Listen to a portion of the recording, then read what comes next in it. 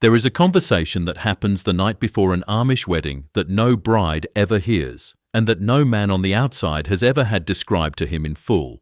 It does not happen at the supper table. It does not happen in front of the family. It happens behind a closed door, in the front room of the house, with one chair pulled close to another and a single lamp burning between them. My father walked me to that door, and then my father stepped back outside and waited in the dark, because the things that were about to be said were not for him to hear again. He had heard them once himself, the night before his own wedding, from the man who stood where the bishop now stood. And the bishop looked at me across that small circle of lamplight, and he told me things about my wife, about what I was owed, about what she could not refuse, about what would happen to both of us if either of us ever walked away. And at the end of it, he told me that those things were never, under any circumstance, to leave that room. I have kept that oath for years. Tonight I am going to break it. My name is Jacob. I grew up Old Order Amish. I was baptized into the church. I knelt on the floorboards and gave my whole life to the only world I had ever known. And I married inside that world. And some years later, I walked out of it and did not come back. This channel is where I say the things I was raised to keep behind the barn door. And of everything I was ever told to carry to my grave, the talk the night before the wedding is the one that sat heaviest, because it was not advice and it was not a blessing. It was an instruction in ownership, delivered in the gentlest voice you have ever heard, by a man who loved me and believed every word he said. I want to say first, the way I always do, that I am not here to shame my people. The bishop who sat across from me that night was not a cruel man. He had married my parents. He had buried my grandfather. He had known me since I was a child, small enough to fall asleep on the bench during the long Sunday service. What he told me that night, he told me the way you hand a son a tool he will need for the rest of his life. He meant it as a gift.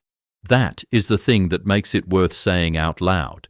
Not that a bad man said something monstrous, but that a good man said something he had never once questioned, and handed it to me, and trusted me to hand it forward someday to a son of my own.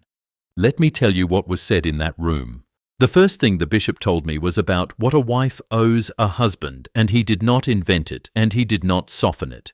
He opened to the 5th chapter of Ephesians, the part every Amish man can recite. The part about wives submitting to their husbands as to the Lord, the husband being the head of the wife. He read it slowly. And then he set the book down and he said the plain version, the version that is not written anywhere but is understood in every district I have ever known. He said that a wife is a man's helpmeet, that she was given to him by God to keep his house and bear his children and stand under his headship, and that within a marriage she does not refuse her husband the body. He used careful words. He was not a crude man, but the meaning arrived without any softness at all. My wife, he was telling me, would owe me an obedience that included her own body, and the church stood behind that, and there was no corner of a marriage the Ordnung did not reach into. That is the first thing he told me, and I sat there at 19 years old and I nodded, because I did not yet have anywhere to stand from which I could have done anything else.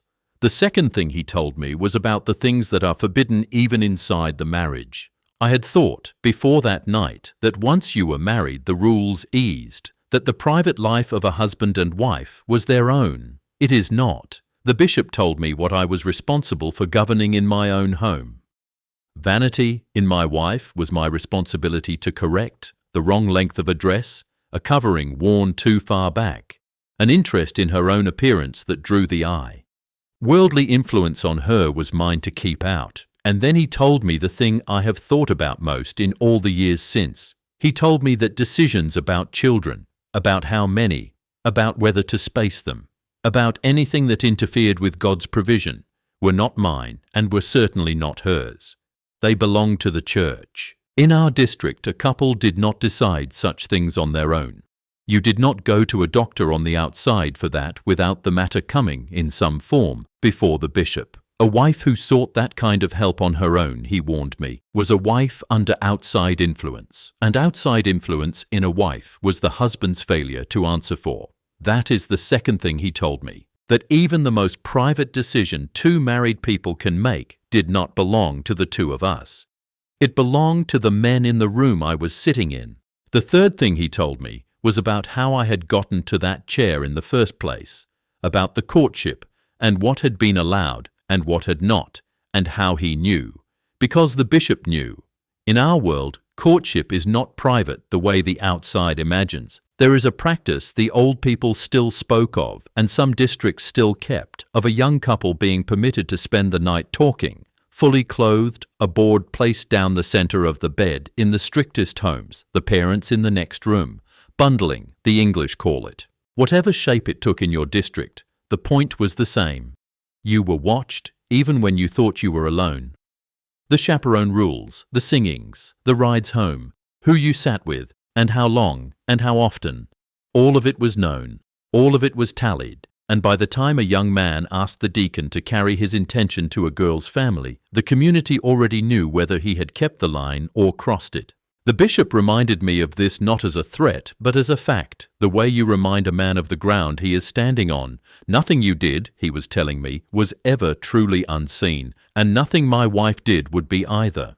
He told me other things that night that the outside world would not even think to ask about, that my wife and I would have no insurance because the church does not carry insurance. When sickness or fire or the death of a barn animal came, the community would carry it, the way the community had carried every family before us, in the old Anabaptist way of bearing one another's burdens by hand. That my children would leave school after the 8th grade, as I had, as my wife had, because more learning than that was held to lead a child's heart out toward the world. That we would join the GMA, the church that meets in the homes, and take our turn hosting it. The benches arriving on the bench wagon the Saturday before, the whole district filling our front room. These were not warnings. They were simply the furniture of the life I was about to step fully inside of, named out loud, so I would carry no illusions about what I was promising. I need to stop here for a moment, because this is the part of the night the talk turns hard. And if you are still with me, that means something. If you were ever handed a set of rules about your own home and told the rules were love, if anyone ever told you that the most private parts of your life belong to someone else, then do me a favor and subscribe. This is where I keep saying out loud the things I was raised to swallow, and tell me in the comments, were you ever taught that obedience and love were the same thing? Amish or not, I read every one of them. Stay with me, because what the bishop said next is the part they punish you for repeating. The fourth thing he told me was about leaving, and this is where the gentle voice did its hardest work. He told me, every groom is told this, that a marriage in the church is not a contract that can be ended. He told me that if I ever left the church, or if my wife ever left, the Maidung would fall on the one who left, and that the Maidung does not stop at the church door. It comes into the house. The shunning is not an abstraction. It means that the person who leaves is set apart at the table, that you do not take food directly from their hand, that the ordinary daily life of a married household becomes a slow, deliberate distance enforced by everyone around you.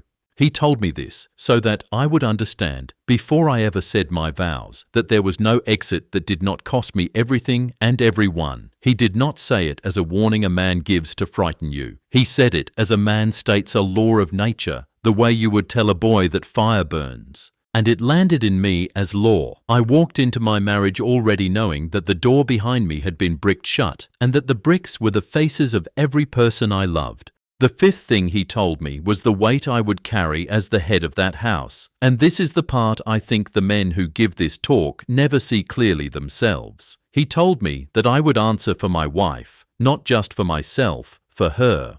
Her faithfulness to the Ordnung, her plainness, her submission, the children's obedience, the soul of everyone under my roof. At the last day, he said, I would give the account. He meant it as honor. He was telling me I mattered, that a man's house was his to govern and his to answer for. But what he was really placing on a 19-year-old was the entire spiritual fate of another human being, and telling me that if she strayed, it was mine to correct, and if I failed to correct her, the failure was counted to me. I have met a great many men since I left, of many faiths and of none, and I have never met one who was handed a heavier thing and told it was a gift. That is the fifth thing he told me, that my wife's obedience was my burden, and my burden was my honor, and there was no line anywhere between the love I was supposed to feel and the control I was supposed to keep. And the sixth thing is not something the bishop told me. It is what all of it cost me years later when the account finally came due. My marriage did not survive my leaving. I want to be careful here because the people in this story are real, and one of them was a woman I loved and was not able to love well because I had been taught a shape of marriage that left no room for her to be anything but governed. The thing the Ordnung required of me, to be the head she answered to keep her plain, to keep the outside out, to treat her obedience as the measure of my own standing before God. I came to a point where I could not do it anymore, not because I stopped loving her, because I finally understood that the thing I had been told was love was a kind of ownership, and I could not hold a person that way and call it marriage any longer.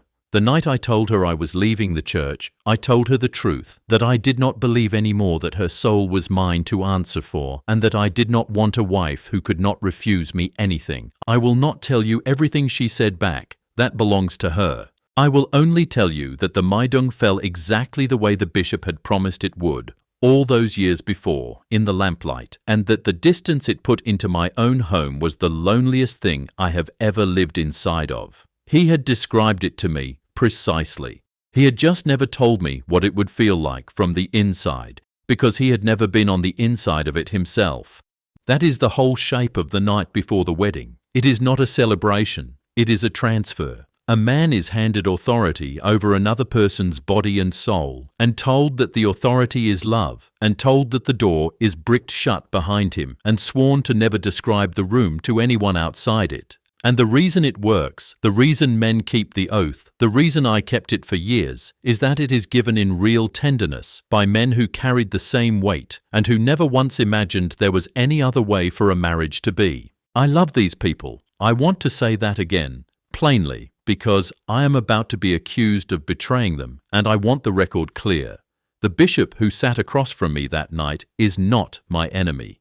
He was handed that talk by the man before him, who was handed it by the man before that, back further than anyone in that district could name. They are all standing inside a system none of them can see the outside of, holding their wives and their sons the only way they were ever shown. I do not spend my life angry at them. I spend it trying to describe, from out here, the room they cannot describe from in there.